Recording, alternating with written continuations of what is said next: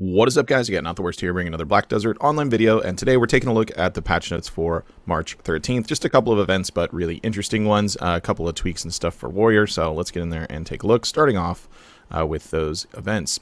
So first up, we have March 14th is Pi Day. We've seen this actually year over year. We get some extra little buffs there on logging in. This is going to run from the 14th through the 19th, so you won't see that till reset come in, but a little bonus on knowledge, special attack damage, ignore all resistance damage from monsters. That also lasts for 314 minutes. It's 3.141592% across all of those, because I get it. So that's that.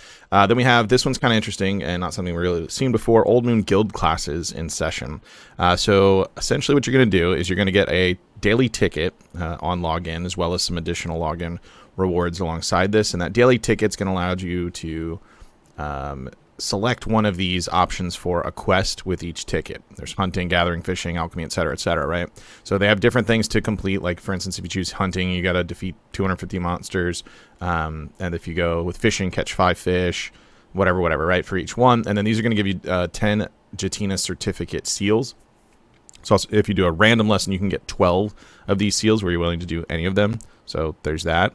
And then these seals can be exchanged for these really good items. So once per family, we have an outfit box, 100 stack. We've got mythical feathers in here, royal fernroots as well, maids and what have you. And then always exchangeable 60 stacks training materials, item drop scrolls, a bundle of 4 in there, Garma scales, etc. So pretty cool event that you can functionally do with whatever it is you choose to do, or if you want to just go random for the extra 2 seals, that might actually be the play, considering how solid even the daily rewards are. But your choice on that. Definitely an interesting event.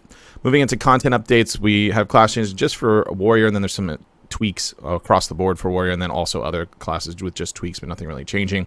Just some notable ones: they all accuracy minus 10% for 10 seconds is changed to DP minus 10 on the grab for Warrior, and there's also a dash down smash on the last attack of Heavy Strike. Then a couple other tweaks and things going out there, and then you see a list of issue fixes on some of the classes. Nothing super notable. War of the Roses gets a novel written about it. We'll go through this real quickly. Basically, they're adjusting it based on the feedback that they're getting and what they're seeing happening across the board with different servers playing this. So through this update, we've made adjustments to encourage more intense battles, provide opportunities for strategic play, and allow for quicker conclusions when one side has a clear advantage. As the preseason of the War of the Roses unfolds across all regions, we're grateful for the feedback from our adventurers. On average, the war lasts about 90 minutes, with the time spent defeating the commander accounting for about 20 minutes. To keep the action flowing, we've reduced the time spent in the final commander battle and increased the intensity of earlier skirmishes. Previously, all sanctums offered the same level of buffs. Now, central sanctums offer a lower level buff, while the ultimate first sanctum provides the most potent buff. This shift in power dynamics aims to slow the pace of the battlefield, sparking more skirmishes and strategic play. As the first sanctum buff has become more significant, so too has its guardian's strength. Both HP and AP, including attack patterns, have been enhanced, making the first sanctum a formidable final line of defense. We expect this to provide strategic opportunities for counterattacks while utilizing the guardian's defense capabilities when the last front line is at the first sanctum. We look forward to your continued engagement and feedback as we strive to make War of the Roses an even more thrilling experience. And then they get into the specifics of what those changes were numbers-wise, and then they also note, with these changes, the early and mid-game stage impact of sanctum passive is lessened, yet when a faction is close to victory after capturing the first sanctum N1 or S1 of the opposing faction, these passives are significantly enhanced. Strategic HP modifications of the castle's commander are implemented for faster late-stage battle progression. So there you go. We have a couple of updates that are kind of whatever. One that's not whatever is there's a new item introduced for both Kzarka and Karanda. You can now functionally make statues by getting 3 of their item. For Kzarka, it's a bloodstone. Karanda is a talon. We see this with Nuver and Kudum already existing in the game, so they've added it to more world bosses, which is pretty handy because all of these furniture buffs do give the AP plus 15. So if you don't hunt, or you're having difficulty getting the Master Shadow line for that 15 AP buff for 3 hours, these work for 2 hours each. They have a durability of 10. Notably, if you have 5 Breath of Narcian or the Amwa's Breath, but I think those are a little trickier to get than Narcian. If you have 5 of those, there is a dude you can talk to before you use this statue, and you can upgrade these to where it's that same buff, all AP plus 15, and the subsequent buff for 5 hours each durability instead of 2. Super worth it, but you may need to do some hunting to get those with any amount of reliability. Updates to some grind zones. We see some tweaks in Elvia Calpheon. First, notably, just across the board, the rift bosses that spawn there no longer have Agris applicable to them, and that also that includes all three of those. It also includes Gigagord's mobs that he spawns as well. They no longer are affected by Agris at all. Around that, however, we do just have flat out the trash loot being increased off of these mobs anyway. So like if you're at Quint Hill or Hex, they used to do 50, it's now 122, but no Agris. That is worse though, significantly worse than being able to use Agris on just those bosses.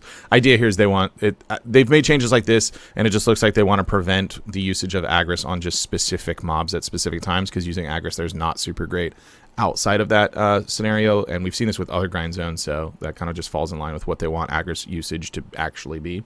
Aside from that, we see the Disto earrings being increased by twice the amount of drop rate off of these rift bosses at Quint Hill. Also, the trash loot just flat out being increased there. Same thing for Hex Sanctuary, it going from 1 to 2 to 1 to 3 on trash loot, and doubling the Disto drop rate. Hystria Ruins, the Dehkia version for this, is also getting its Deboreka earring drop rate increased by double, so it is increased by 2 times. So that'll be interesting to see. The Hollow Meretta gets some, I guess, graphical signifiers to help identify when it's there. Of course, they wrote it out lore-wise, so whatever. There's some UI updates for like save skill preset, horse and fairy upgrades and that sort of thing. But let's jump over to the Pearl Shop, which was the first tab here, and take a look at what we got going on. A lot of outfits around that we don't always have around, but something that I'm kind of scratching my head on is these monthly Pearl boxes. So either I'm missing something, or I don't know, PA maybe missed the mark on this one. I don't know what the intent here is. So it's this one, you use 4,000 Acorn, you get the 4,000 Pearl box, and then you're gonna get a 5% discount coupon. That listing it as monthly, I mean, it is like, is the intent that you'll have, it'll operate somewhat like a subscription, so people are gonna pay $4, $8, or $16, or excuse me, $40, $80, or $160 for these different ones, and try and do them monthly because of these little discount coupons. I don't know. I think this completely missed the mark. Maybe I'm wrong, though. It's not like I see their financial info, and maybe this stuff works. They have another version, same thing. 8,008 coin has a 10% discount coupon, and then these reset monthly, as they indicated, and then they have a 16,008 coin, so $160, and it's the same thing. It's 16,000 worth of pearls plus the bonus items on it, and you get a 20% discount coupon. This is just wild to me, and especially to, I mean, putting it out there, obviously it's better if you're going to buy pearls anyways. You get a somewhat relevant discount coupon versus nothing, but putting these in off the back of your 2+2 deals, which everyone we know explodes on 2+2s and 1+1s, is just really, I don't know, tone deaf, but maybe I'm wrong, whatever. With that, if you're interested in discount coupons, guess what? For 317 silver, you're going to get a 10% discount coupon along with energy tonics and Elion's tier to celebrate St. Patrick's Day. So there's that. Then we've got the St. Patrick's Day green pack. It's 3850 pearls. It's got a premium outfit, rare cronstone bundle, mystical cronstone bundle, some energy and Elion's tier along with it. The level 2 is 10,190 pearls. That one's got 3 premium outfits, 3 mystical bundles, 3 rare cronstone bundles, and then also the energy tonic and Elion's tiers on there. We have the Spring Blossom available for 2,200 pearls for Scholar now. She also picks up the Rosa de Chiron.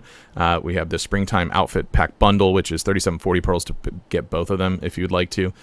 We have the Spring Outfit Pack, which is 7,650 pearls, and you choose 3 of the following, and then you can also get these individually, but they're currently available. We've got Mewa Peach Blossom, Tamer Vermilion Lotus, Dark Knight Rose, Darkborn Rose, Wusa Moonflower, Lawn Everwaltz, Kunoichi Automa Brilliance, Witch Naviera, and Megu Flamekiss sets. Then we have the Seasonless Outfit Pack, and again, you'll be able to get these individually, as you'll see below if you want to. 49.50 gets you a bundle of 3 of these, basically. It's the Lovely Bloom, Wonderland Pumpkin, Grandpa Kron's Helper, Grandpa Kron's Assistant, Winterland Soiree, Marnist, and Eoram outfits on there. And then you'll see each of these individually, right? So the Lovely Bloom, 1980 pearls, you want to get that. That's across the board. There's the Yoram. All of these are individually. Outlaws of Magoria is back in all 3 versions. Hot Pants, the best version. Mr. Muscles returns, which means Shellbell is also back in, and the best outfit in the game. If you guys ever ask me any of my DK thumbnails what outfit it's wearing, it's the Shellbell Wipeout version, or you can do the Shucked version while hiding the cape, and it's literally Wipeout. So there's that. Shy has the Conch Cherub in place of that one. Wonderland, as I mentioned before, Marnist, Pumpkin, yeah. All the same ones that are in the bundle are also available individually as we said. Fantastic Young Dragon is available. 1650 pearls will get you that guy, and as always with that one, you choose which bundle you want to go along with it. Is it the horse training, the crystals, or the enhancer rarities boxes? Ghost Fees on 30% off, 2 of those guys for 2310 pearls. We've got Double Maiden Butler pack. It's not really double, because if it was double it'd be 50% off, but you're going to get 2 at 30% off. It's 1680 pearls, and you select 2 of them. We've got Enhancement Memories Bundle 1 and 2. The level 1 is 1500 pearls. It has 100 artisans, 50 memfrags, a 60 stack, and Enhancement Help Kit level 2.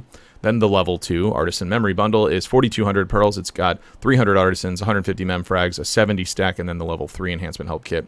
We've got a lot of 1+1 deals. Some are 10+10 with it, is how they're bundled. So buy one, get one, essentially on 10 Alliance tiers for 500 pearls.